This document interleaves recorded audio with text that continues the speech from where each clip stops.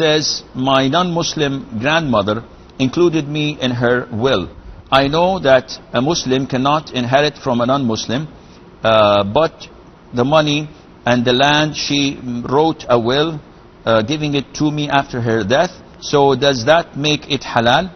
Also, it should be noted that what she gave me was money from investment account that probably is riba based. And she also gave me the land which was sold, and I received some of the money, etc. So the issue is, what's the ruling on a Muslim inheriting a kafir? The Prophet said, ﷺ, a Muslim does not inherit a kafir, and a kafir does not inherit a Muslim. Because inheritance is a strong bond and connection that Islam wants to separate Muslims from the non-Muslims, even if they are next of kin, even if they are your parents or your offspring. However, it is the consensus of scholars that a Muslim can write a will. Well, actually, a non-Muslim can include in his will a Muslim. And also the majority of scholars say that a Muslim can also include in his will a non-Muslim, because when you write a will, this is like a gift. So what's the ruling on me giving my kafir brother, my sibling, giving him a gift?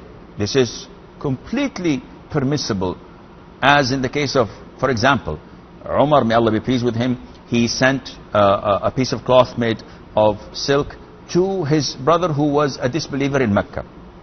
Asma bint Abi Bakr also requested the Prophet ﷺ to be kind to, and this is one of the narrations, to her relatives, etc. It is beyond doubt that it is permissible to give and to receive gifts from a disbeliever. And a will is like so. However, scholars limited this will to be in equivalent to what we are allowed to write in our wills. And that is 1/3 of whatever you leave behind. So if your mother, sister, wrote to you the whole thing, the whole 9 yards, then the majority of scholars say that this is not allowed. You can only take 1/3. And if the remaining of the heirs, for example, if you have other siblings, if you have grandparents of your mother's side, if you have someone who would inherit in Islam, your mother, if they were all Muslims, including your mother, if there are people as such heirs, they have to give you permission to take the whole thing. Otherwise, you can only take 1/3. There is an opinion of scholars, of some scholars, saying that in the case of a non-Muslim, if he dies and all of his will, all of his inheritance, all of his money would go to the kafir government.